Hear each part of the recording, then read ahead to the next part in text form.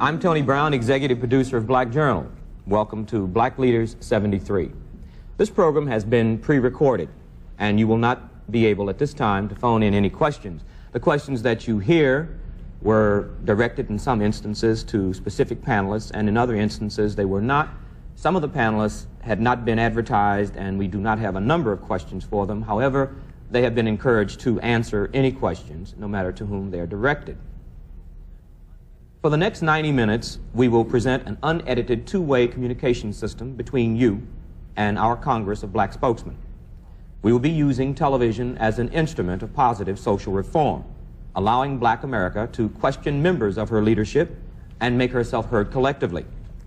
Our guests are Judge William Booth, President, American Committee on Africa; Hayward Burns, National Director, National Conference of Black Lawyers; Berkeley Burrell, President, National Business League; Stokely Carmichael, All African People's Revolutionary Party; Angela Davis, National United Committee to Free All Political Prisoners; Fannie Lou Hamer, Director, Mississippi Freedom Farm Corporation; Nelson Johnson, National Chairman, Youth Organization for Black Unity; William Lucy, International Secretary-Treasurer, American Federation of Federal, State, County, and Municipal Employees, and the Chairman of the Steering Committee of the Coalition of Black Trade Unionists; the Honorable Percy Sutton, President of the Borough of Manhattan; the Honorable Louis Stokes, Democrat of Ohio and Chairman of the Congressional Black Caucus;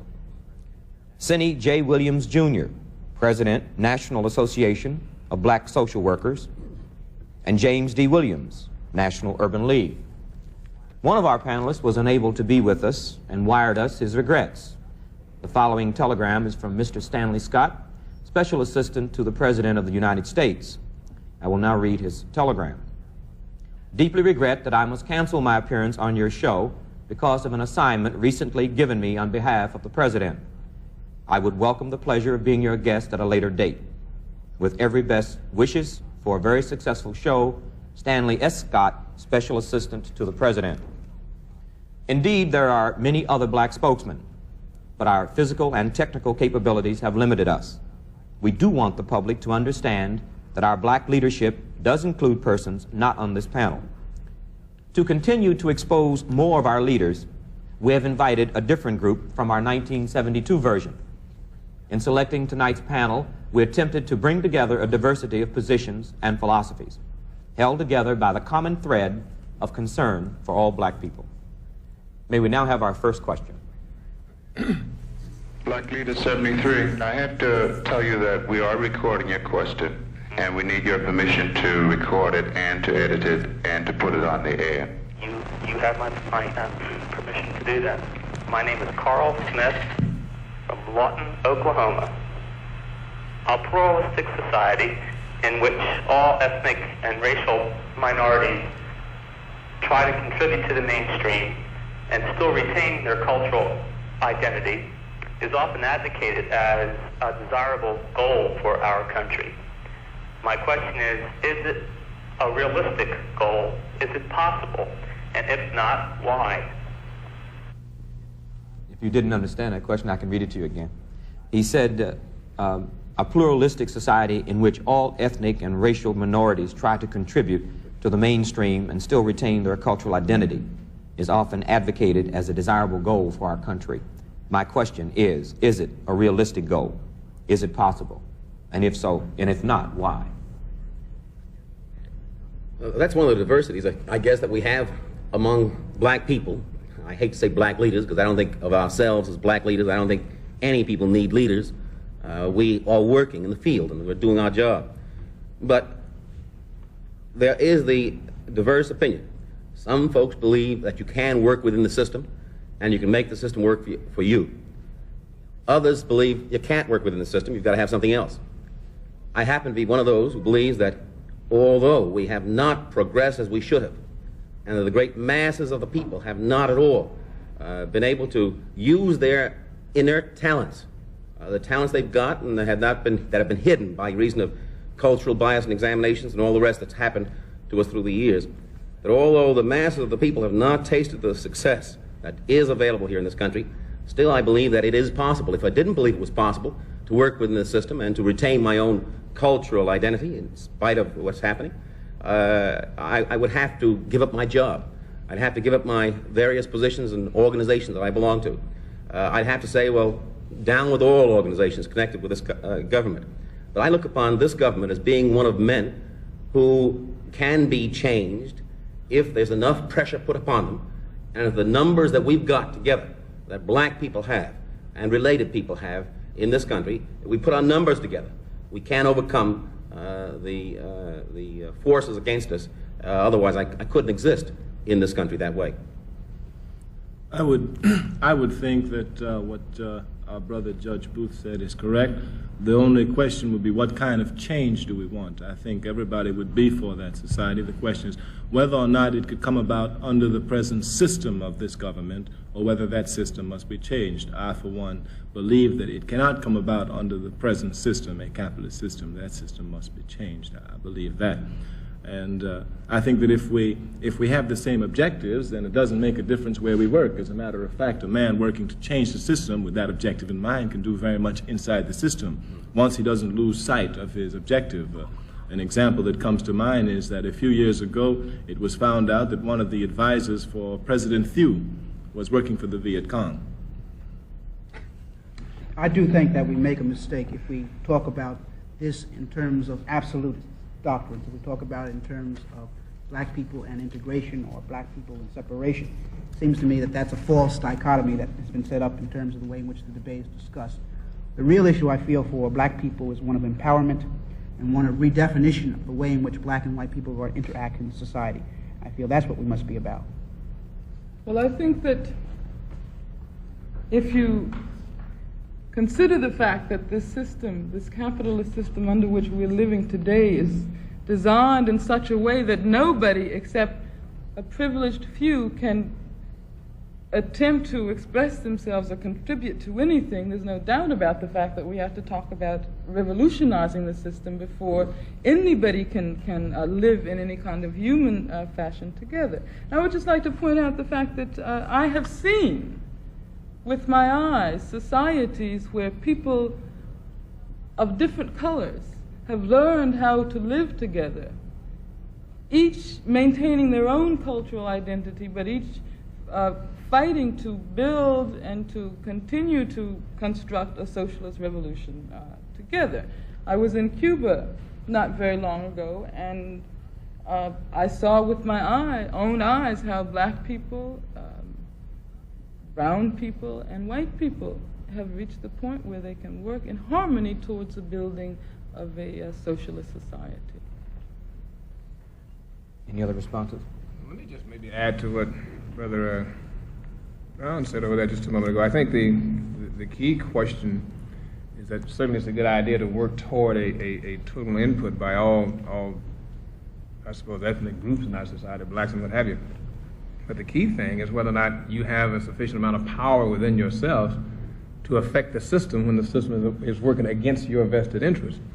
In school some years ago, we were taught to think of America as a melting pot, and I think the current administration has proven that there are ethnics who are unmeltable, because even though they are invisible, they are still there to identify with their own vested interests as a people.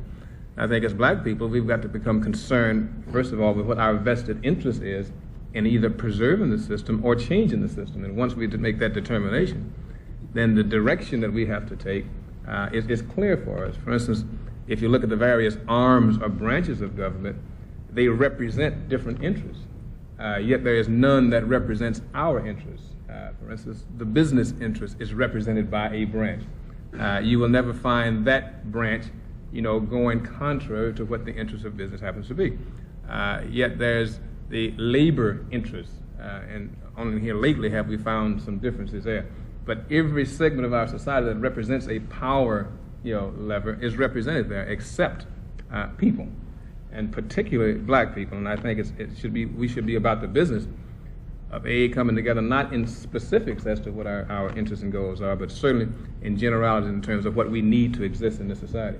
Let me ask a question about your comment. Would it be correct to infer from your comments that you would suggest some attachment of a power mechanism for black people to the governmental apparatus as a solution to the empowerment of black people?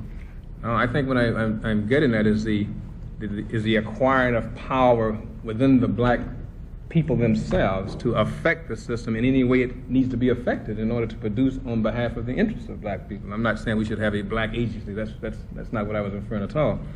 I'm saying that every other ethnic group in our society has, by some means or other, acquired the power to move out of their depressed or oppressed situation, with the exception of black and brown. I think what I'm saying is that whatever that power has to be to move the government or move local structures, that's what we need to be about. And I think the vested interest should be the basis of our movement. You know, America really is an ethnic society. And I live here in New York now, though I come from Texas, and New York has always been talked about as a melting pot. It really isn't a melting pot. We have Jews, we have Italians, we have blacks, we have Puerto Ricans, a variety of other cultures that live side by side with each other, not always happy with each other. But if we're talking about change, whether it's a change of the style of the government or an absolute change in the nature of the government to a socialist society or whatever other society, I think the thing that is fundamental to it, if we as black people are going to talk about change, one of the first things we need to do is develop some unity within ourselves. Now, that doesn't mean that all black people have to speak the same language or have the same philosophy, but we have to learn to communicate, and I think we are, in a large measure, learning to communicate with each other. And we've got to develop coalitions with others because we're a small minority. We have great power, however, if we can unite our minority with other minorities, because there are other groups of people who would wish to move in the same direction as we wish. So it doesn't make me any difference whether we're going, if I thought tomorrow we could stage the revolution and the revolution would succeed, I would give leadership to it. That is, a revolution by whatever method. But at this structure in our development, I believe the kind of revolution that is going to take place is a social revolution without bloodshed.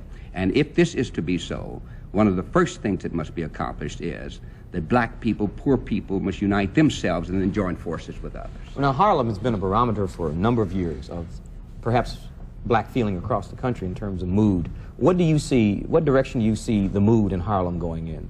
I'm not too sure that Harlem has been the mood of the country. Harlem is one of the most volatile places in the country. When I travel to other places, I'm amazed at the amount of unity. We have unity in Harlem, unity in one thing, that we're different. Many of us are different. We have more nationalist organizations. We have all of the organizations you want to perceive of many of them have their facets in Harlem. No, I don't think Harlem is the mood. Harlem is a very sophisticated place. Sophisticated in the sense that we all understand the need for others of us to exist. So I could not use it as the barometer of America. But if it should be the barometer of America, I think it would be good. But I'm afraid that it is not. Mrs. Hamer, do you see changes since you're from right in the middle of the rural South, do you see any trend there in terms of black people moving toward unity and moving away from unity? Just generally, what is going on in your area of the country? Well, I do see more unity because the power structures in the South are forcing us to have more unity. You know, there have been a class split with the black community. That's being moved because we are finding out whether you middle class or no class is no different. As long as we black, we in the same boat. And that's forcing us to be together. Because, you know, we've seen what is happening in our schools. You know, like if a principal was a principal and was moved and become assistant principal, his job, if he's black, automatically, if he becomes assistant principal, his job automatically is to carry toilet tissue from one school to the other one and load up the bus. So he's finding that it's no different in us, and it's forcing us to get together. And I think that the change will come because we have to. It's nothing handed to us on a silver platter, and we have to work together for a change in the South. Congressman Stokes, did your election as the new chairman of the Congressional Black Caucus indicate a new direction? And if it did not, is there a new direction for the Congressional Black Caucus? Well, what we had to do immediately after I assumed the chairmanship was to try and evaluate our role. We found ourselves at that time being 13 black legislators out of a body of 435 congressmen, and having formed a black caucus for the purpose of trying to alleviate the conditions under which poor and black and disadvantaged people live in this country. We had to try and evaluate that role in terms of 1973 and the United States Congress, particularly in light of the present administration in Washington. As we evaluated our role, we realized that we sort of grew up overnight, and we immediately tried to be all things to all people. And for a period of 18 months, we conducted a series of conferences, a series of hearings around points of interest and concern to black and disadvantaged people in this country. And after we had developed all of the hearings and the conferences, we realized we had a great deal of data collected, a great deal of proposed legislative solutions. And so we realized that we ought to get out of the business of conducting conferences and hearings, because we had the data, we had the specifics with which to work, and propose legislation which would get at some of the solutions to some of these problems. So consequently, we decided that we would try and make the emphasis of the caucus that of a legislative thrust, that is, to add a black perspective to that legislation coming through the United States Congress, particularly in light of our work on committees, where we can fashion amendments to legislation before it even comes to the floor that would add a black perspective to that kind of legislation. And so it's with this kind of a emphasis or thrust that the Black Caucus attempted to change its direction. I'd like to ask either Mr. Williams and or Mr. Williams, since the National Association of Black Social Workers is definitely interested in services for black people, poor people, and the Urban League is definitely in the business of institutionalizing services. How do you see the recent budget proposals or the appropriations for these service programs affecting black America, specifically during the summer months and on into the years? The way I view it, the current Nixon administration policy is creating or will create a critical condition in the black community. They're cutting back on key services in the area of daycare, welfare, scholarships for students to attend school. Many students would not be able to attend the open school enrollment program, and etc. But even more importantly, currently in the black community, despite the statistics that have been projected by the Nixon administration, you see, we made a survey in both Harlem and Watts, and we came up with these statistics that something like 40 to 50% of blacks that are unemployed at this particular time right now. Now, with the current cutbacks, this is going to create even more unemployment. In fact, some statistics have already been thrown out by some of the black groups. There's something like 200 or 300,000 black people working in the poverty program will be affected, that are currently employed, that will be affected by the job cuts. So this is only compounding the current unemployment situation that currently exists now in the black community. So I think that we are now past the repression stage. We're in a critical point, because not only does this exist in Harlem and Watts, it exists throughout the major urban areas in the city. And I think that as black people, we're going to have to begin to speak out against this current trend, because it's having a drastic effect on the black community. Well, Tony, to respond to that same question, that we do regard the budget cuts as disastrous, but not only in terms of the actual dollars, but the type of philosophy that these cuts have unveiled. that we're talking, well, let's just deal for a moment with the housing programs. We have to admit that some of those programs did not work. But some of those programs did not work because there was fraud involving government agencies, involving the private sector of the country. So what happens? The programs are cut out and the poor people are penalized. In other words, that we are being victimized because someone else has victimized us. And the whole question of the cuts deals with the type of philosophy that says the country has done enough for poor people, so now we'll move on to something else, that we can abolish poverty with the stroke of a pen. And so therefore that these programs are no longer needed. And anyone that needs these programs are really freeloaders whom we can do without. So we deal not only with the question of the dollar amounts, but the question of the type of philosophy that's trying to, well, that is being exemplified in this type of approach to the budget. So I think that that's the main thing. I just want to make one point about the whole budget cutback thing, as we see it. And I think, again, we see a rather magnificent PR game being done by the Nixon administration, because the nation as a whole assumes that the cuts that are taking place are, one, to eliminate black people from the rolls, from the welfare rolls, to make life easier for the taxpayers out in the hinterland. But if you really track the statistics and see exactly who is benefiting from the programs that goes down, you will find that generally 2/3 of the people who receive benefits are white and the other 1/3 being black. In terms of those who are receiving direct public aid or public assistance, you will find that the number increases to something like 1 out of 4. And I'm not a social worker, but just the pure and simple numbers indicate that. What has happened is that out in the Midwest, where it's becoming acceptable now to assume that discrimination is a way of life, the administration has convinced people that what we are doing is keeping your taxes down, keeping those programs. We're taking those programs out, rather, that have contributed to the inflation and all this other foolishness. I think what we have to do, and I think there's a tragedy that some of the so-called liberals who have participated in these discussions before are not speaking out on the issue now, but it's being left to black leadership to deal with the whole question of budget cutbacks. And I think that there's a real need to raise the level of awareness across the country, because we even got some black folks who are talking about, yeah, well, we should be phasing down these things. Phasing down got nothing to do with it. If you cut back on the social program, at the same time increase the defense budget, when we're supposed to be winding down our involvement in Southeast Asia, there's something out of balance there. And Tony, I don't think, let me just piggyback what Bill Lucy said.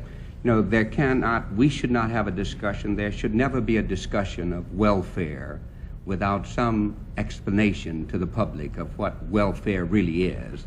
Lockheed is getting welfare.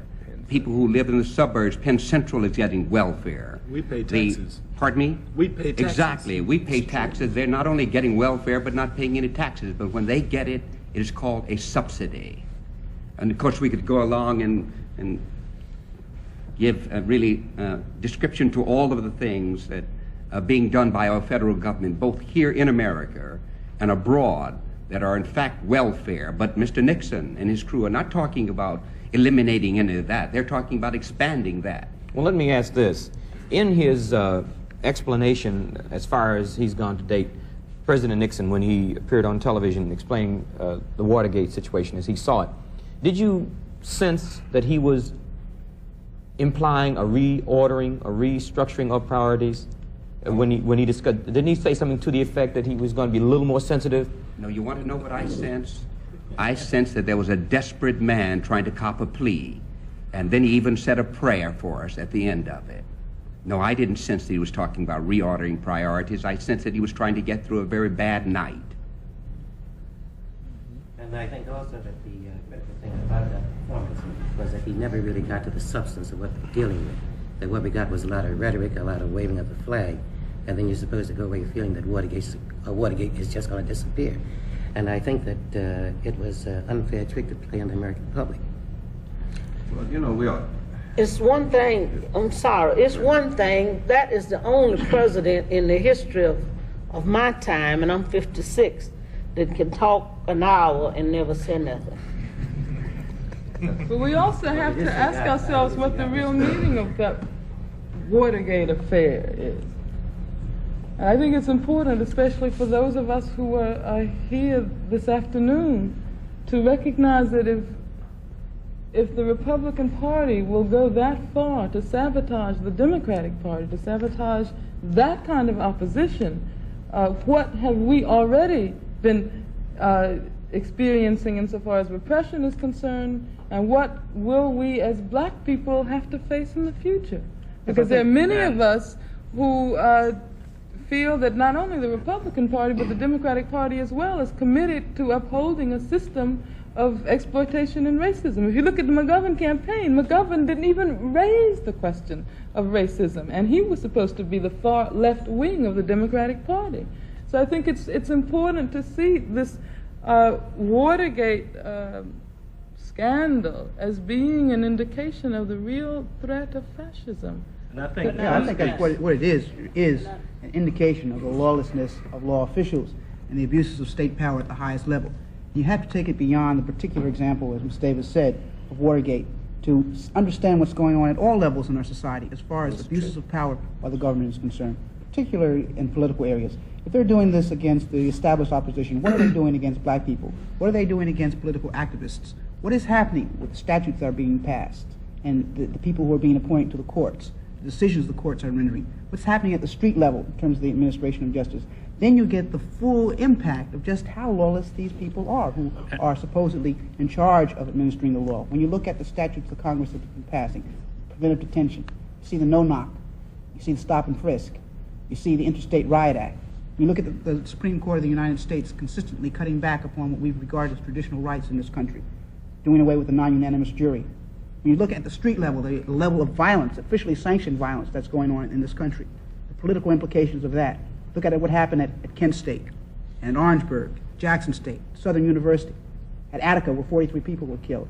And you look at the way in which the grand jury is being used, and you look at the way in which agent provocateurs are being used, and if you just trace it all the way through, what we see in Watergate is just the top of the iceberg. Look at what's happening in Wounded Knee right this moment. I think we could talk for an hour and a half if we wanted to really expand on this point. Well, I would like to... I'd like to say this, Tony, that really the American people, should shoulder the responsibility for what is going on now, you see, because the Democrats are just alarmed of the bugging because it's affecting them. You see, the Democrats, when they were in power, they were bugging the black movement, and no one made any kind of outcry about that. The only thing now, the chicken had come home to roost, and though now that they are being affected, they are now beginning to do the outcry. We have been crying about that for years, about the invading of our privacy, the bugging during the civil rights movement, that it bugged Martin Luther King. This was well known, and no one spoke out against it. So what is happening now?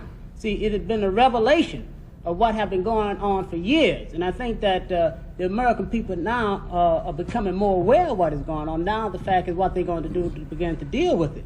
But I think that I want to go back to another point also. It's very important who the president has around him.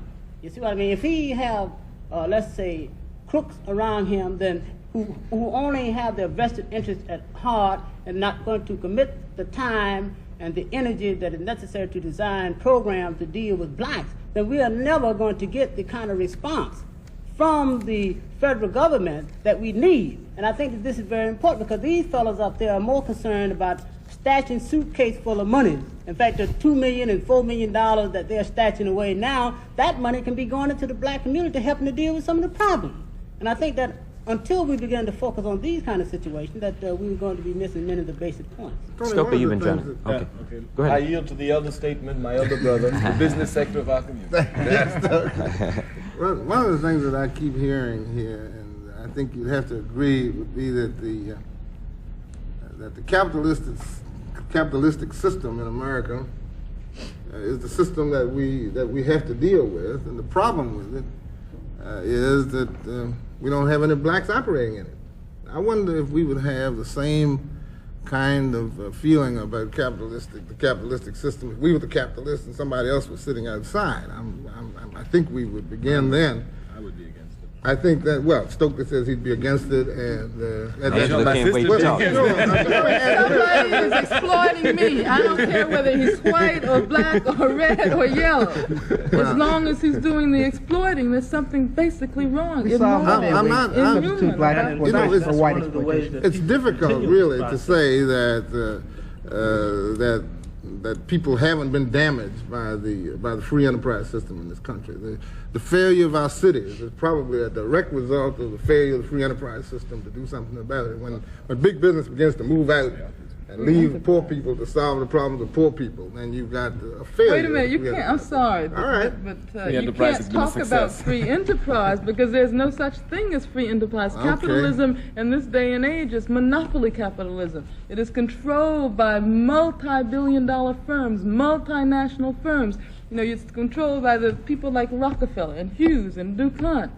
Now, there's a real difference between those folks and the black man or woman who decides to open up a grocery store on the corner. That is not capitalism. But Richard Nixon has been trying to convince us that all we have to do is to get a little grocery store on the corner, and then all of a sudden we're black capitalists. Well, if that's what Richard Nixon says, and I disagree with him, I'm not interested in small business as in those constructs, because it's amazing when somebody says business, and the person who's black is talking about it, immediately it conjures up a little corner drugstore or grocery store or something. I wonder why it doesn't conjure up General Motors for me. It's not possible for you. Well, I don't know whether it is or not. I guess I'll quit working if you're convinced that that's true. But I look at all the people around here, and we've got some organizational petitions that kind of keep us from operating together to change the system that we're also convinced ought to be changed.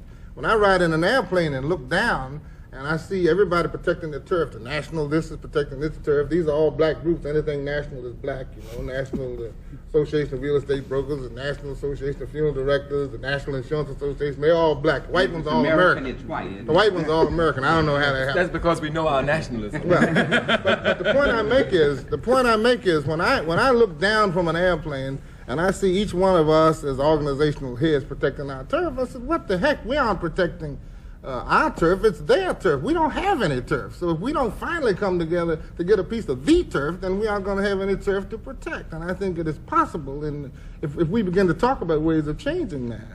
Stokely and then Nelson. Well, I think that the real question is that people are not clear on capitalism because capitalism is a very vicious system, but what it does is it embroideries its viciousness with all sorts of elusive terms. For example, many of us would support capitalism because we actually believe that in a capitalist system, there's a chance for us to get the same amount of money as Rockefeller gets, because we're told that under capitalism there is equality of opportunity. So that we feel that if this year we didn't make as much as Rockefeller made, then we got to work a little bit harder, and next year we're going to make it. But if we carefully examine a capitalist system, we will see that it's based on exploitation, because the viciousness of capitalism, and the reason why once black people examine we can never be for it, is that under a capitalist system, the fruits of those who labor are enjoyed by somebody else. That is, those who do the laboring, the fruits of their labor, they don't enjoy it. As a matter of fact, we could say under capitalism that the fruits of the labor of the toiling masses are enjoyed by those who do not labor. And again, as black people, we have clear examples of it. If we were to get the fruits of our labor from slavery, just from slavery, all we got to do is go to Nixon and say, hey, look, you give us the fruits of our labor from slavery and we forget the score. We would be the richest people in the country, again, because under capitalism, the individual exploits the labor of the people. Now, people get confused because this is a capitalist system and it's a developed system. It's a technological system. So they combine capitalism with technology and development, and they think that there is no other possible way to develop this rapid terms of development without going through the capitalist route. But certainly we have examples that show the opposite of that. China is a clear example of that. Cuba is, North Korea, North Vietnam. These countries certainly in Africa, where countries have chosen the socialist path, such as Tanzania, Guinea, Congo, Brazzaville, Algeria, we see that there is another way to develop and get the same type of things that we have under the capitalist system, but in a system that does not exploit each other, where all of us work and the fruits of our labor are divided evenly. Let me show you how backward capitalism is. It's a backward system. We could make two statements about capitalism to show how backward it is. About America. America's a capitalist country. It's thoroughly capitalist. It's an imperialist country. But we could say that, number one, America is the most technologically advanced country in the world. And that's an undeniable fact. It's a truism. It's a truism. America is the most scientifically developed country in the world. And right under that, we could say a second fact, which will show you how backward America is. We could say that America, in 1945, made for her people better cars than she does in 1973. And if you analyze this, you'll see how vicious the system is, because here's America with its great technological skills, its great scientific ability, and rather than making a safe car for people that will last 20 years, which they can do with the scientific knowledge that's at their fingertip, they rather take this knowledge and build a car which will break down every 2 years, so you're forced to buy another car. Thus, you see, under capitalism, what they do is they take their scientific skills, and rather than using it for the benefit of the people, they use it to further exploit the people. And certainly this type of system is too backward. I think Nelson was next. I concur with the position that Brother Carmichael has taken with regards to the system of capitalism. But really, I think there are two fundamental questions that we need to get into.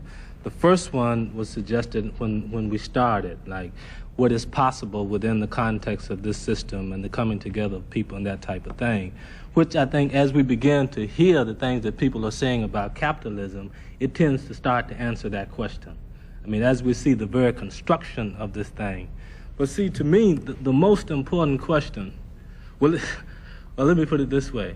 I think that we have to talk, one, about the merits of capitalism, which is what a lot of the conversation has been expended on so far. But secondly, and very importantly, is once we begin to see that picture, we have to raise the question of how it is that we work within the framework of our existence in a capitalist system that we, I think, can agree that we oppose, at least some of us can.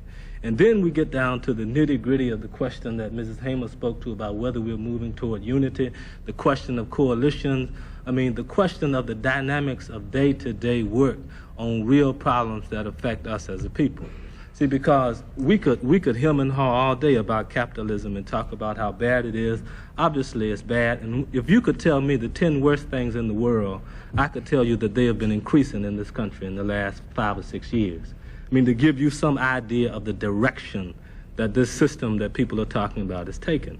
I mean, the priorities are insane. There's no sane way of saying that people, should take care of people, that people should take care of 6 people. I mean, things just happen based, again, on the way the system is set up. And so I think that that's, pretty clear. Second thing is the idea of how we work in unity. See, it's my notion that we have to take a second look at this question of unity, because I'm not convinced that it's all that much unity taking place in the black community today. In fact, what you see on the one hand is a uniting of certain people who are beginning to agree on a direction to take, and at the same time you're seeing the uniting of black people who are taking another direction. I mean, within the context of this system and within the context of our own communities. And in fact, you talk about the people being confused. Well, a lot of times the people wouldn't be quite so confused unless they heard a lot of the things that we're saying to them. Those of us who are supposed to be leaders, or at least those who put themselves in the position to say things to a lot of people. And you get more and more in the movement kind of a decay of a real quality of honestness. I mean, you get jingoism, you get you get all kinds of performances.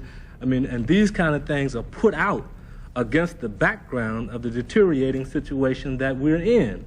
And that doesn't really offer any explanation to people. I mean, but then on the other hand, you have a group of people beginning to address the question differently and to begin to see things like, you could just list the problems, the problem of jobs, the problem of education, and begin to draw some concrete analysis of that and outline some specific kinds of ways that people begin to function. So I just wanted to point out that you're really talking about 2. 1, capitalism, but 2, and importantly, we haven't done anything to denounce capitalism unless we are able to devise some sensible way for us to organize ourselves to resist it. Not true. We have. The largest ethnic group to condemn Nixon were black people. We've always been in the vanguard. We do that all the time. But there's a second dimension to what I was raising. Mm-hmm. That's the one you didn't address. No, but I think we must see it positive, because I think it's undeniable that the desire for unity is more intense in the black community today than it was yesterday, and will be more intense tomorrow. We must always see our movement as a progression. We understand there are negative factors in it, but we must look at the positive.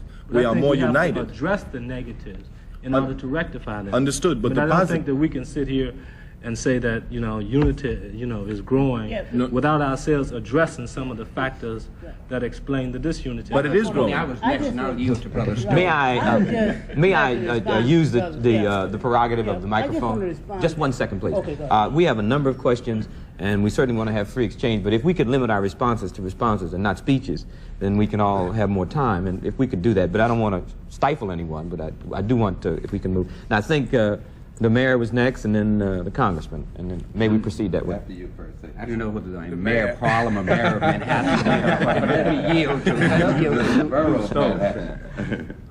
Lou, go ahead. Go ahead. Let me just say this. I really do not see it as being a question of capitalism versus communism, or socialism or any other form of government. I think we have to be pragmatic about what we're talking about. You're talking about living under a system that is committed to capitalism. It's not going to change to communism or socialism or any other form of government. So what do you say, what do you do when you're the oppressed and the repressed under the capitalistic form of government? You examine the system and you see how can you make changes in that system. Now, the one thing that everyone seems to have forgotten here tonight is that what you're talking about in the capitalistic form of government is power. This is the only thing that this country responds to is power, economic power and political power. And the only time that the system reacts is when you've got some of that power. And as black people, we're not going to be able to overcome in a capitalistic form of system unless you do acquire both economic and political power, as every other ethnic group in this country has done. Obviously, I think the thrust in the 70s is in that direction. I think that black communities are demonstrating greater sophistication towards the fact that if they're going to change the system, they have to do it and work within the system. They have to do it by acquiring power in both of those realms. There's no question about the necessity of power to do anything. I mean, it's axiomatic. I mean, if we're talking about doing anything, I think the question is that the interest in which the power is addressed has to be a little bit more precisely defined. Even within the context of our own community and the use of that power by various groups within the community. I think there, again, we raise the essential question, because there is a degree of power that we have, and there's a good deal of disagreement over the way that power is being wielded. Let me go back, if I can, Tony, to the point that Lou makes, and I agree with it 100%. You see, what we generally do is we get caught up in an awful lot of theoretical discussion about how you change things when we're really faced with a very fundamental problem. Whatever change is going to come about, it's going to take some time. And rather than getting involved in dealing with the hereafter, I think we got to deal with the here and now. And that is the fact that most situations, if not all that we're dealing with, are economic situations in terms of black and poor people. Going back to the 60s, which so many participated in, bring about social change, which sort of made us legitimate people in the eyes of the law. Well, we've gone through that now, and we've got probably on the books as many rights as anybody else, except that we can't enjoy them by virtue of the fact that there's no economics in our pockets to allow us to do that. We can now go to the Waldorf, but we may not can buy nothing, which is sort of a none-plus kind of thing. What has to happen, I think, is that people got to pull themselves into a group to function, back to what Lou says, as an economic bloc first. Secondarily, as a political bloc. And that calls for making all kinds of coalitions that I think, as the chairman of the caucus stated one time, which is a coalition of convenience. Because there are other groups in the society who may not be as oppressed as blacks, but are certainly as without as blacks. And I think around economic interests, around the development of political power, you can develop a philosophy that is neither communistic, socialist, or capitalist, but the question of pragmatic politics to acquire change. Did you want to make it? Tony, I've watched a number of times events such as this, a number of blacks getting together who either are leaders or purport to be leaders, and their discussions, and we get off to the philosophical discussions of where we're going. And we began today by saying that we are not necessarily the black leaders, not necessarily, we are not the black leaders of America. We are persons who are sitting here. But I've talked about unity, a number of us have talked about unity. It is a hoped-for thing, but let me just tell you that one of the things I really hope for, and I come from a background of family who moving towards socialism, who would like to see a socialist economy, but do live in a capitalistic society, would like to see changes take place. But one of the things I want most of all, which I should like to see in moving towards black unity, sometimes I think it is happening, and that is that black people who have different philosophies can discuss those philosophies. Each of us do that which we think is necessary to meet the common need. Those of us who wish to move towards socialism talk about socialism and not find the necessity in the course of propagating our philosophy, whether it be capitalism, socialism, nationalism, whatever it is, not find the necessity to destroy other persons who are given leadership in their arena. This is a much needed thing. I've not seen any attacks here today, but it is something that I think troubles a number of persons who are looking for leadership. We'll take one response from Mr. Williams, and then we'll have to move to the next question. Well, on the point that Percy was dealing with, the question of unity, that I'm firmly convinced that we run the danger of falling into a trick bag when we concentrate on, when we devote so much attention to what the white man has defined as unity, that it seems to me that we've got to define unity among ourselves. That, well, Berkeley can deal with one thing, that we'll deal with another thing. But I don't think that we have to get into the bag that we have one spokesman speaking for black people, two spokesmen, that each of us has to do our own thing. And the white community has yet not been able to deal with this. That they keep on asking what do black folks want. Well, I really don't know what all black folks want. I know what I want. But I think that, we've got to realize that unity can exist at times, but it isn't necessary for all of us to be talking the same words, the same tone of voice all the time. That just won't work. That when we deal with that ourselves, that we can get it together. But if we fall in the bag that I've got to follow somebody because they're the leader, that's not going to work. Jimmy, you're not suggesting that I'm implying that no. We all ought to follow one leader. No, I'm not personally. Because I'm very annoyed by the suggestion that we ought to have one leader. That's right. Oh, I wouldn't be opposed to it now. I wouldn't be opposed to it. I would not be opposed to it. All America is Nixon and all China is Mao. I wouldn't be opposed to it at all if all Africa and all the people were one. Totally, as long as I could vote for who my leader would be. Oh, that's no problem, as long as he's representing the interests of the people.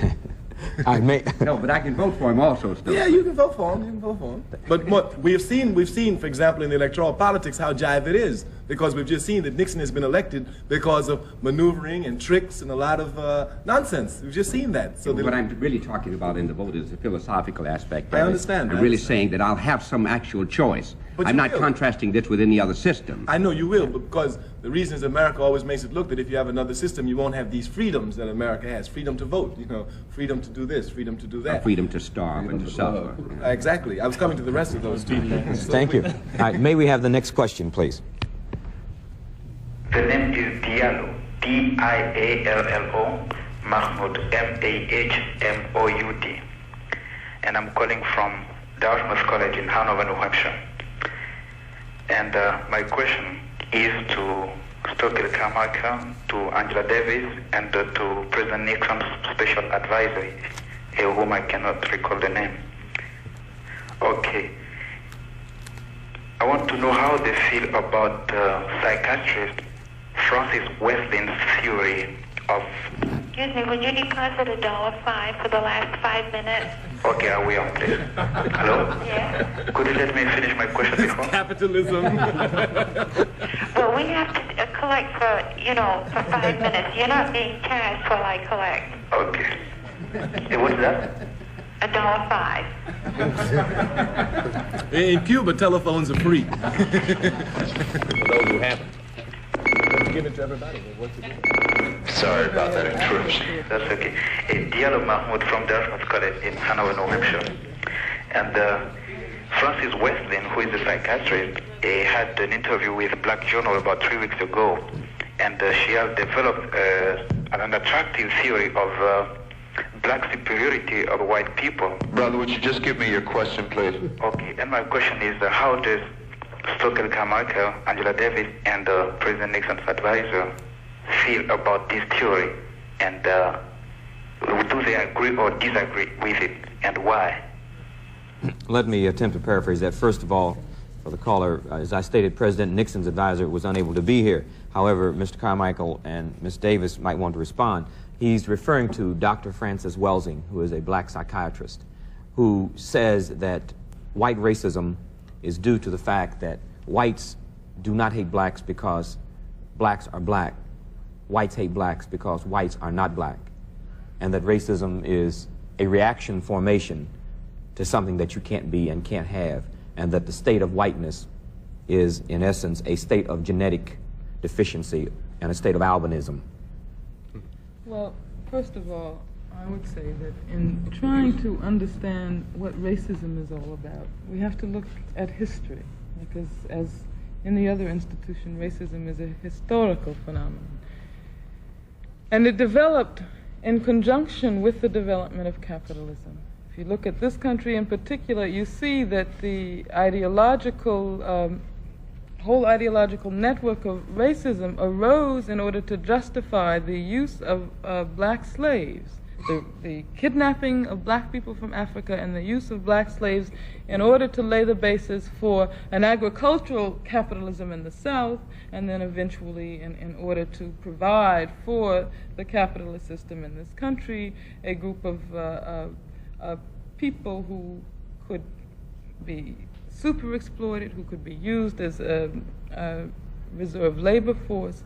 And I think it's important to recognize the fact that the reason why those who presume to be the leaders of this country have resorted so consistently to racism is because of the fact that it assists the ruling class to reap more profits. Let me just give you an example. If you look at the wage differential of black workers and white workers, you have something like $21 billion. If you add Chicanos and Indians and Puerto Ricans and other people of color, you get about $28 billion. Now that $28 billion means a lot to the capitalists of this country.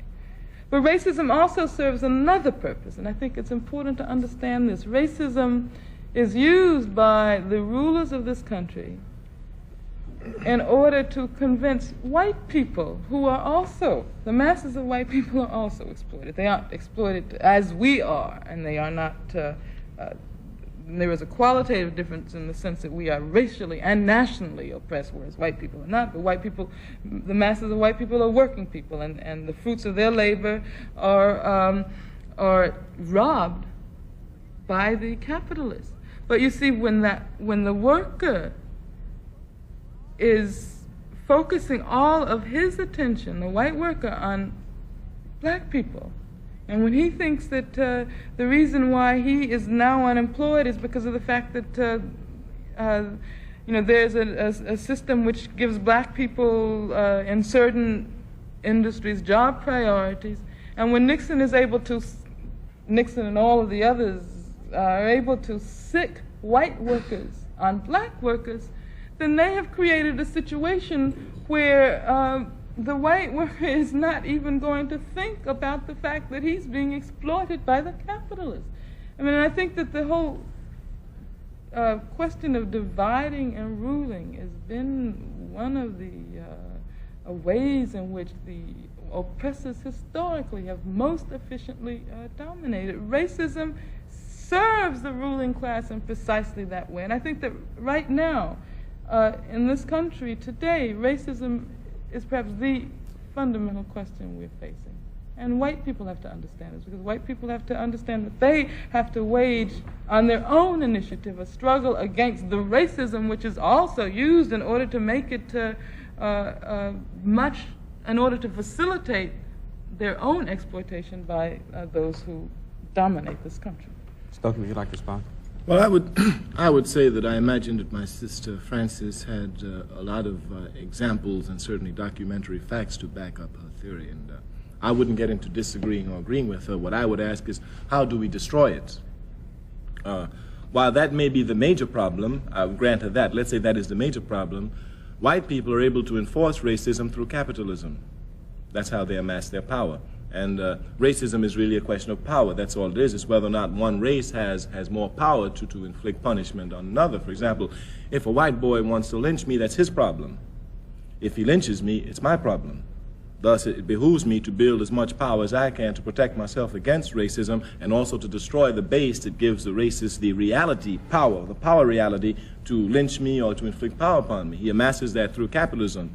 Thus, it is my job to thoroughly dismantle that system, which will render him powerless. And once he's rendered powerless, then perhaps we can begin to deal with the question of racism. So I would not, again, the question of, there's no doubt that the major problem that the black man faces all over the world is a problem of economic exploitation.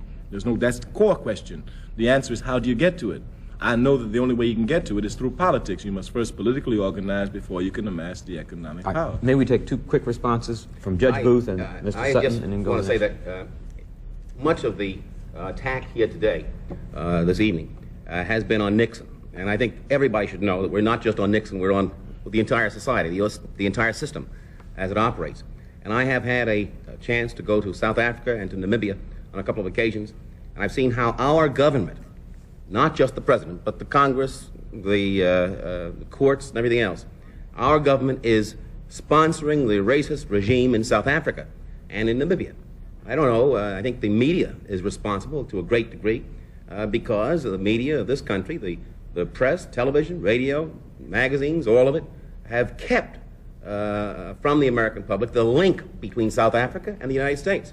I have found in my dealings in the American Committee on Africa and otherwise that, for example, our Defense Department permits the South African Post Office to use our tracking station in Pretoria, South Africa, for communication purposes.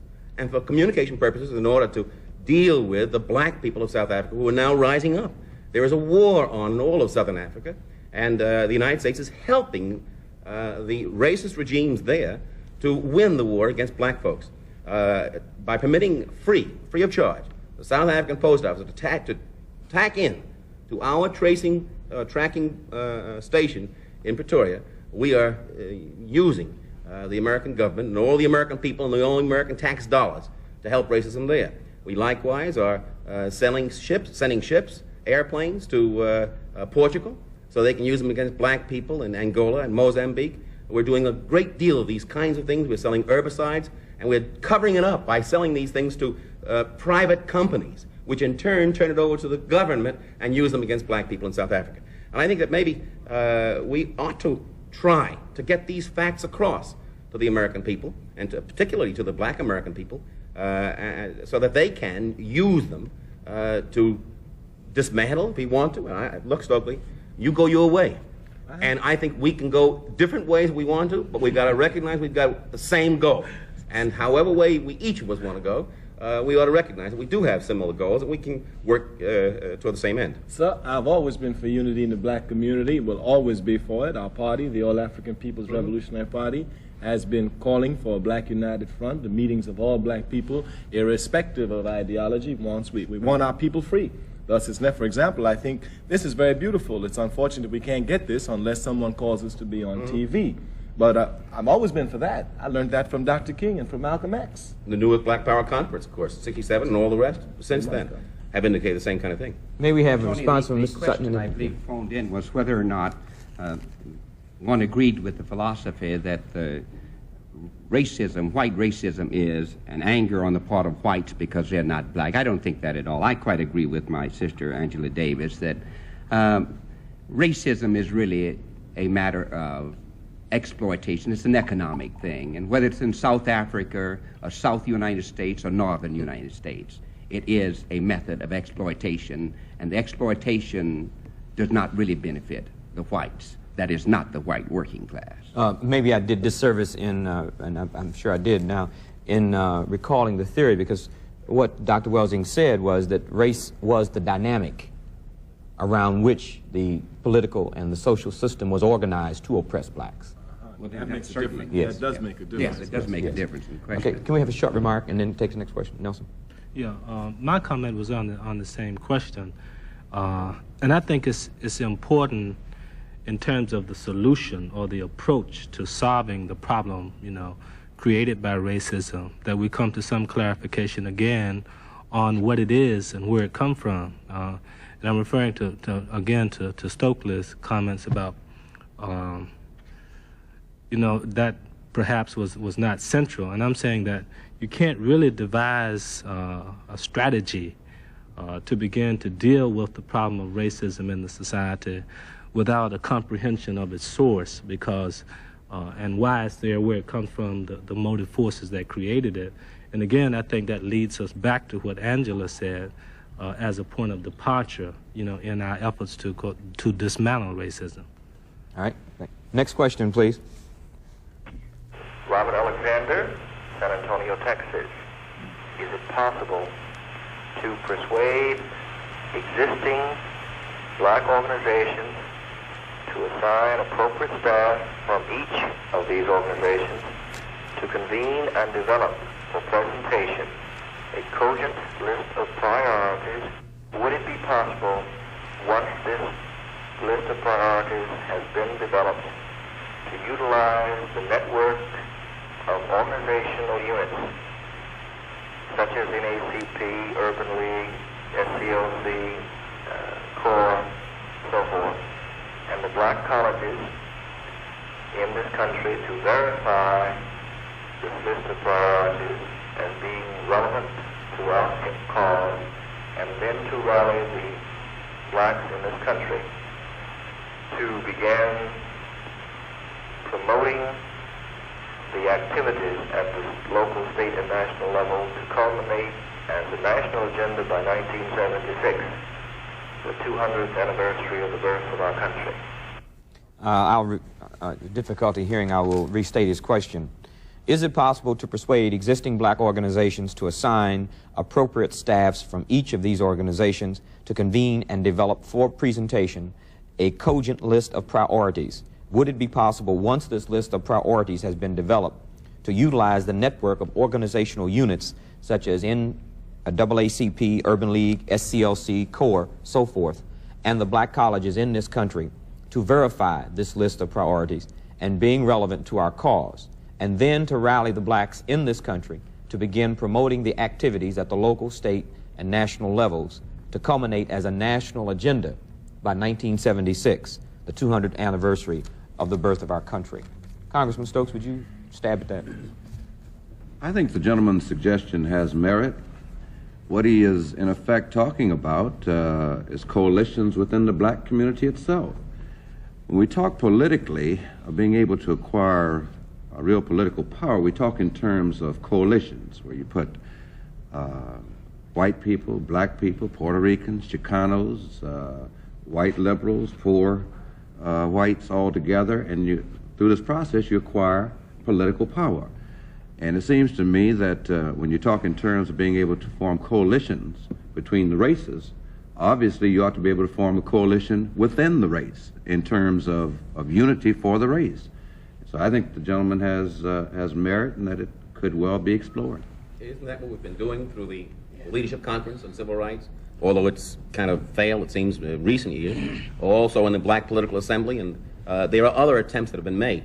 I think what he's saying is that we've got to make it work, and that's our function. As I said, he's asking for something, I think, a little more sophisticated than what has presently been attempted, and that is to come up with the priorities and then put it in the hands of people who are professional thinkers, and then establish the priorities, and then come back to the leadership, organizational leadership, and have goals and objects for 1976 to some sophisticated solution. I recollect one other thing, too. We've been having national goals and national priorities prepared since Niagara Conference to Gary. And I think the basic kinds of issues that the black and poor community is faced with, everybody accepts as priorities. So if we're talking about make that a national goal for 1976, they have been the national goal at least since I've understood. Well, are you satisfied with the implementation of these goals? No, absolutely not satisfied with the implementation, not even satisfied with the approach to them. What I think we should avoid doing, however, though, is getting ourselves in another study bag where we go back and come back with data and what have you, and we sit down and all agree that those are the problems. But he gives a cutoff date. He says 1976. I'd like to give tomorrow. There are very few holes in his question. My concern is that the cutoff date is yesterday or tomorrow. Well, in terms of realism, we have not solved our problems to this date, and he's asking for black leaders and black organizations to give him some plan and give him some date for completion of this work. Let me address one very important point, though. The Gary Convention came out with a set of listed priorities, whether we agreed or disagreed, those conditions existed in certain places. The Congressional Black Caucus, who after a number of exhausted hearings involving all parts of community thinking, came down also with a list of priorities which was addressed to the National Congress in their State of the Nation message, I believe, in the earlier part of the Congress. Now, anybody who takes a look at what was said there recognizes these to be problems. I don't see the need to have some sort of convening again of black leadership. Part of our problem, Tony, is that we traditionally convene leadership and forget to convene people. All right, let me be the devil's advocate. Here we are sitting, and perhaps some of you feel a little nervous about being called leaders, but you are, because the term has been stigmatized, and I can understand it. But let's be practical. Here is Mrs. Hamer, who is in the middle of Mississippi. They have a farm corporation. Their farmland, their cotton is underwater. They're starving.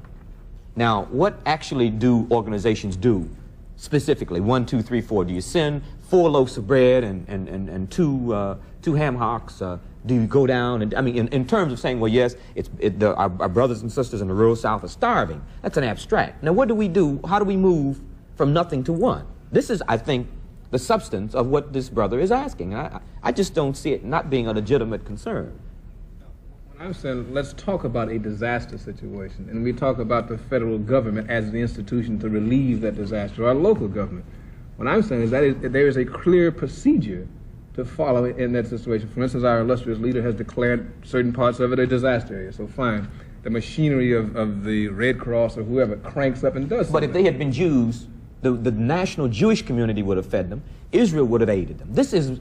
We say on one hand that we can't depend on the federal government. Then when a black person's in trouble, we say the federal government should do something. I think another point of that, in terms of our past experience with disaster areas, and I think that perhaps we can advance this discussion a little further using this example, is that in the past when we have had disaster areas in the South, Mississippi in particular, the federal government has acted in a discriminatory fashion in administering disaster aid. And one of the things that was needed then was close monitoring by a concerned black community, by skilled black people to go in and at first address the immediate problems that the people had, but as well to make the federal government live up to the standards that it had enunciated for itself.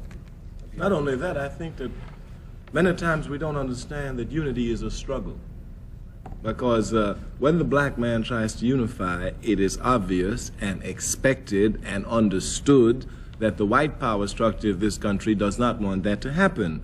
Thus, they move in many different ways, not avert, but rather cover to keep the black people divided. Thus, we have a responsibility. You know, if we tried last year and we didn't do it, we tried the year before, we will keep trying because we got to do it. Right. We got to do it. What is the alternative? And the other question is that on the question of leaders versus people, it is just a simple systematic way of organizing. You represent the state, county, federal, municipal employees. That's a large number of black people in this country and other people, okay? But a large number of black people, undeniably so. You represent that sector. Brother Nelson represents Yobu, which is an organizing group that's all over the country. That's a sector that he represents. The Honorable Percy Sutton, our brother here, represents Harlem. That's a fact. Brother Stokes represents a constituency in Ohio. That's a fact. If these people sit down and come together, they will create an atmosphere in which your constituency, his constituency will now be inspired to come together. Thus, we have to understand what it's about. Just bringing the leaders together is to set an atmosphere of unity. Because when your constituency, when Brother Sutton's constituency, when Brother Stokes' constituency look up to those who they see as national leaders, they see them divided. Thus, it demobilizes them. But if they saw us in constant contact, they would be inspired, and thus we would speed up the process of organizing the very people. But it's important we understand. I was not saying... Could we saying, make our remarks short? I was not saying that leaders should not come together. My concern is to not become bogged down in 4 or 5 years of trying to determine priorities. For instance, when the administration came in with their wage price guidelines, more wage control, that was an instant kind of thing that poor people were confronted with. Not rich people, not doctors, not bankers, where interest rates, profits, but wages. I'm saying that we've got to be prepared to deal with that. For instance, the power hunks in the country immediately moved. Steel workers, auto workers, whoever was necessary to relieve the pressure from their people, they could move to get themselves exempted or excluded. We must be unified. It's not necessary to be unified. We must be powerful. All right, thank Well, you. you're going to get power from unity. All right. Brother Sutton? Only way we're going to get it. Tony, you pointed out just then with regard to the Jewish community that had there happened within the realm of the interests of the Jewish community that which happens, and you're mentioning in Mississippi to Fannie Lou Hamer, there would have been a different response. We're talking about monitoring the federal government in what it gives. And the Jewish community would have been talking about monitoring the federal government in what it gives, but also in themselves doing something. We have not reached that point in our development, and it goes back to what Angela Davis has said. It is all economic, because until we're able to organize ourselves in whatever movement we have, whatever philosophies we have, to move economically to structure the brother or sister is not going to listen to you or to any of us unless we can change the condition of his life, either create a socialist system for him or make his life better in the capitalist system. Would you accept the Nation of Islam as an example of that? As an example of what? As an example of blacks developing the second statement in your analysis. Yeah, I think, let me just say this, I think the Nation of Islam moves towards what I should like to see. It moves towards doing something for the economic side of black people. Unfortunately, it has not had the impact many of us would wish it would have. And I guess the reason it has not had that impact is because there are not yet a sufficient number of believers.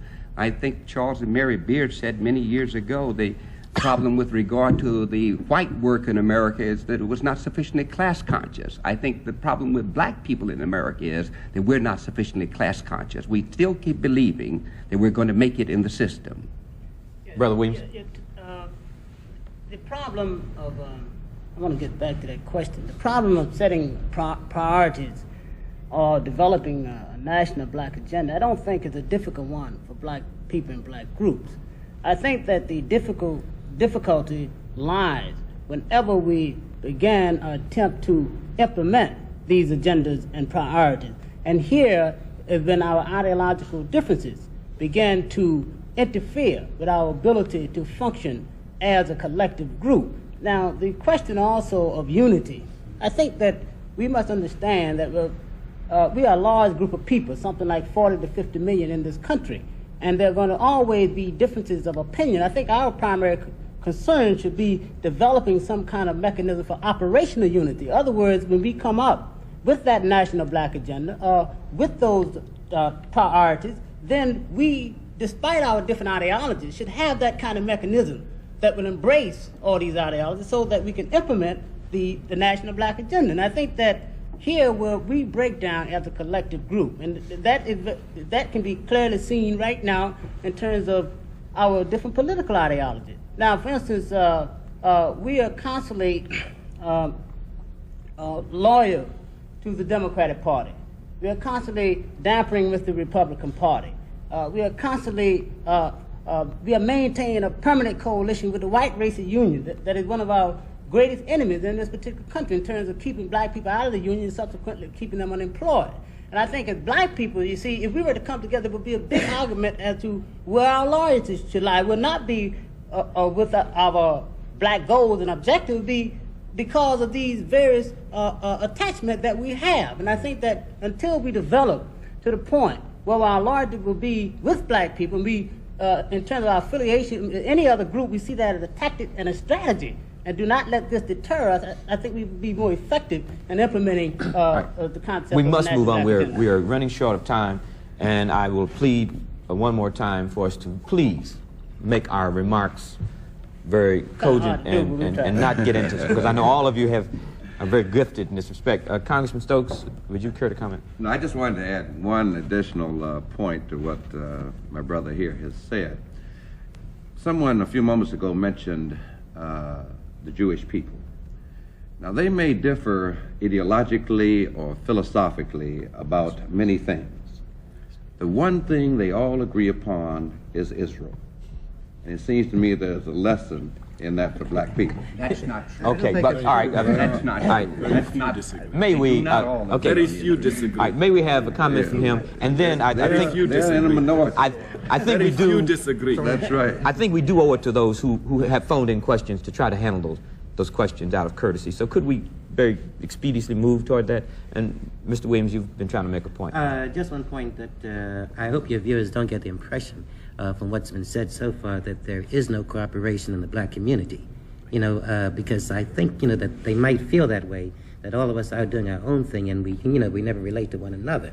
And I've got to insist, that we do cooperate, that we do form coalitions. So, it isn't as splendid as it might appear. If we don't form coalitions, one has been formed for us.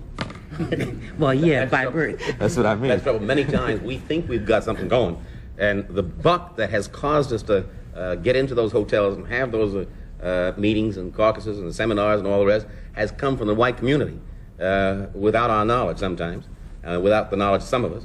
And so therefore the conference takes a tack that is totally different and also splits us up too because of our ideologies. It makes us think about ourselves as being different. We're not. We've got a great deal to work with. We're going to have one short remark from Ms. Burrell, and then we'll go to the next question. I think one of the things that needs to be said, Tony, is the fact that political power and the ownership of capital seem somehow to be handmaidens. I think we agreed. I think I've heard that about 4 times here. Well, if that's true, then you decide which one of those comes first. I'm sure that you'd better have some money before the political power comes. I think that's what the Congressman talked about a little bit earlier. Little old ladies in tennis shoes that get 20,000 votes for a candidate don't have access to him.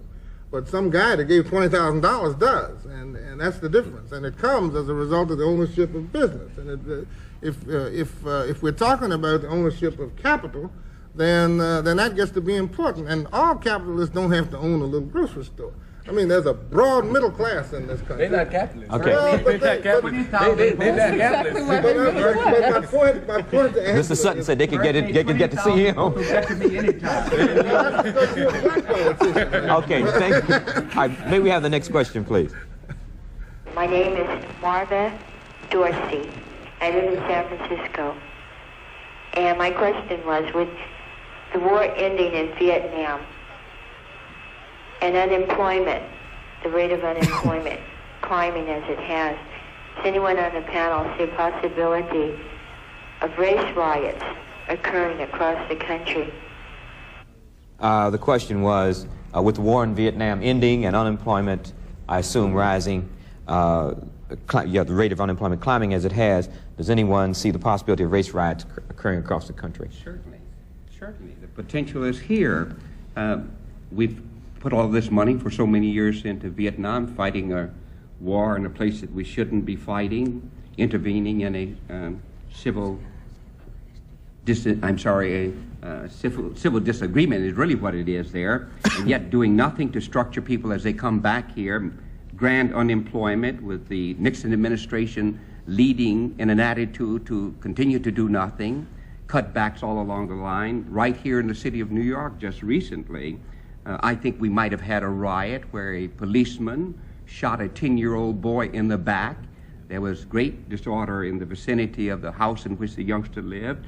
Now, if the Nixon administration continues its cutback, and had this been summertime when that youngster was shot in the back, I think you might have found a riot right here in New York. Let me clarify the fine language of this question.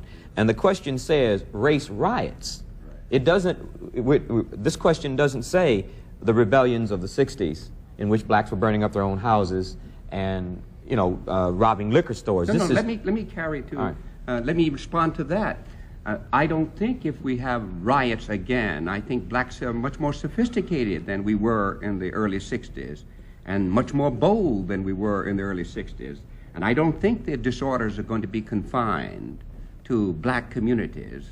There are a lot of brothers and sisters who are much more bold than before who will carry the disorders, if we want to term them that, into the white community, to the downtown banks, to the where the power structure is. Yes, I think there's a grand possibility of disorder and race riots. I would hope not.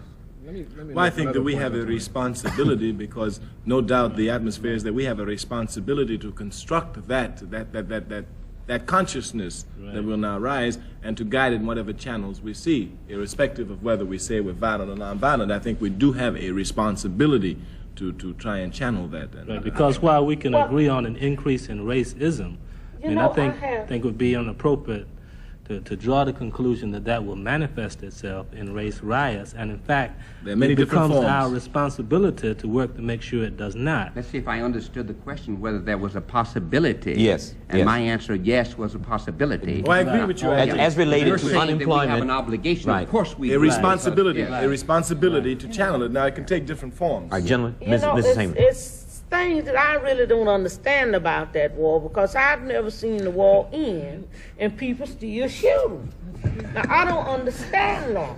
You know, when they make that clear to me, then I really want somebody to clarify that, because, and number two, I couldn't understand why so many black men were sent over there to fight, and everybody I seen talking that got off of them planes was white men. It's just a lot of things that I don't understand about that.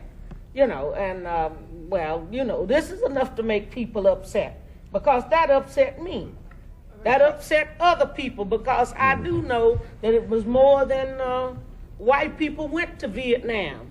And I know that, you know, somebody else should have been, you know, it was two things that really upset a lot of people in the South. And I can't understand, if the war is over and the prisoners home, why are they still shooting? I think the point is clear. The war in Southeast Asia is still going on, but as well there is now an increased war here at home in terms of the conditions that people are having to live under and the conditions that returning veterans are having to face. As part of the National Conference of Black Lawyers, I traveled in Asia very recently and talked to many of the black servicemen and women in the brigs and the stockades and in the courts, and talked to them in their barracks, and I checked out as well the situation here in the United States, people who are about to be released under administrative discharges and the whole range of less than honorable discharges that the system has put upon these people. And I think that not only do we have to take Sister Hamer's point about the war going on in Southeast Asia, there's a war going on right here in the United States in terms of the conditions that these people are going to have to face when they come out, and the kind of lives that they're going to be forced to live.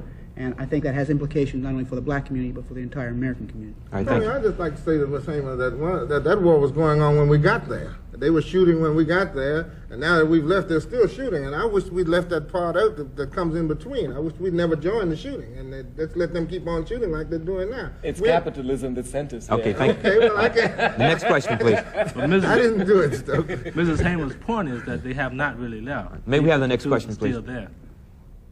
My name is Ronald Woodson. I'm from Brooklyn, New York. Question is, I want to know, would it be feasible and would it be much more beneficial to black people if we had, as we say we have, a home to call our own, like Africa, like we could relate to our brothers in Africa as do the Jews do to Israel? Would this give us more of a nation-time feeling than the direction we are now presently taking in this country? I think, Mr. Carmichael, we're all waiting on you to answer that. Yes, sir. Yes, sir. My brother, I thank you. Africa is our home. Africa is our mother. Undeniably, it is our home.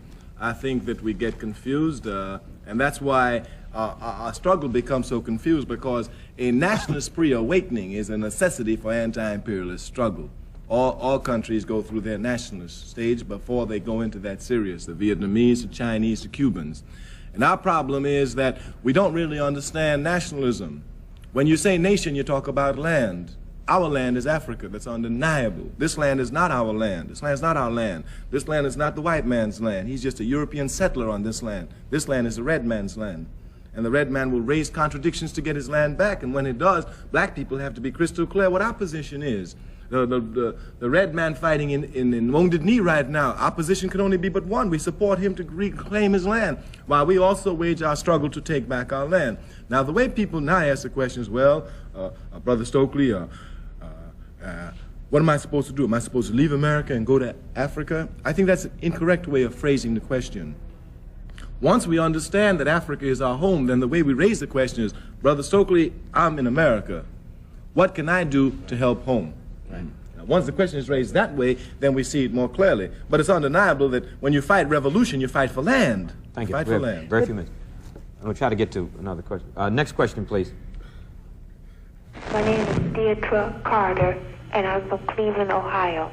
And my question is on census taking and the fact that from 1900 to 1970, according to the World Almanac, the Negro Almanac, and census, why we have still remained 10% to 11% of the total population, and exactly who is the minority on a national and an international scale.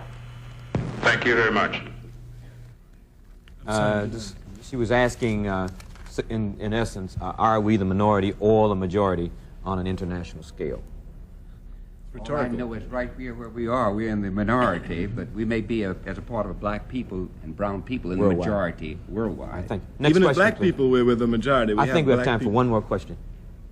We have a very few seconds. My name is Osoro Lewis. You got that? Yes.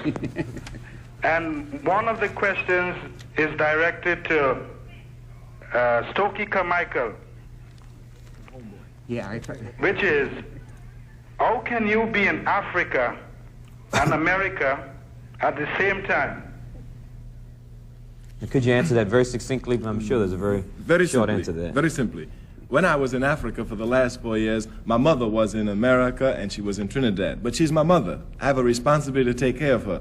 I took care of my mother wherever she was. For my brother, I would tell him that he should read the works of the Honorable Marcus Garvey, and he will see that the Honorable Marcus Garvey never saw Africa, never saw it. Yet it is undeniable that the Honorable Marcus Garvey worked harder for Africa than any man in his lifetime during that period, and he never saw America. We have a few seconds. Angela, let me ask you, what is your involvement now in the political prisoner movement specifically? We have about a half a minute. Well, we are trying to build a movement embracing all of those thousands and tens of thousands who supported me, as well as anybody else who can see the need to free more political prisoners and victims of political repression. We're talking about fighting around the case of Ruchell McGee, the San Quentin Six, Carlos Feliciano, Rap Brown right here in New York. I was visiting just a few days ago Ruchell McGee in San Quentin. I hate to interrupt you. I feel like the bad guy on this program, but it's been very interesting, and I'm sure the audience has gotten some tremendous insights. Black Journal would like to thank you for coming and giving us your ability and your wisdom. Well, we thank you for helping to bring us together. If even on this level, it will now inspire us to work harder to unite amongst ourselves. Amen, brother.